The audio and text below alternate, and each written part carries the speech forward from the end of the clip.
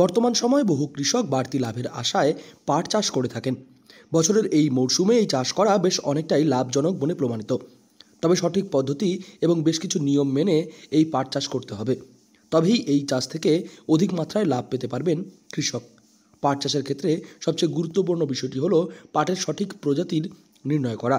মূলত দু ধরনের পাট দেখতে পাওয়া যায়। জমিটাকে চাষ করে নিতে হয়, তারপরে কিছু ফসফেট বা ডিওপি দুটো মিশালে করে দিতে হয়। দেওয়ার পরে বীজ বোনার পরে আবার মই টই দিয়ে ছাড়ি দেয়।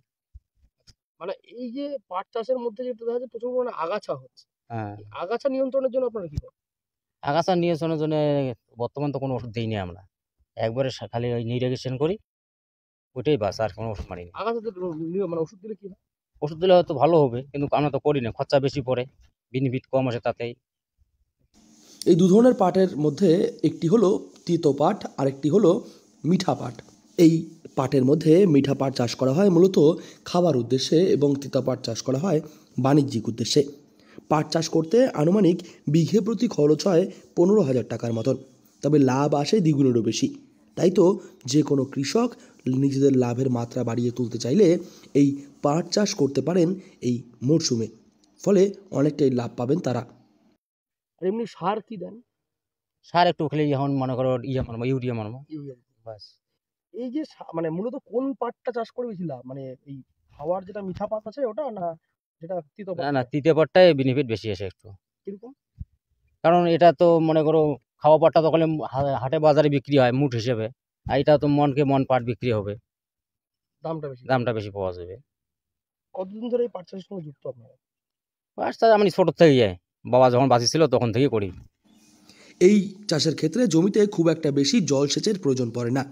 চাষের শুরুতে একবার এবং শেষে একবার জলসেচ দিলেই কাজ হয়।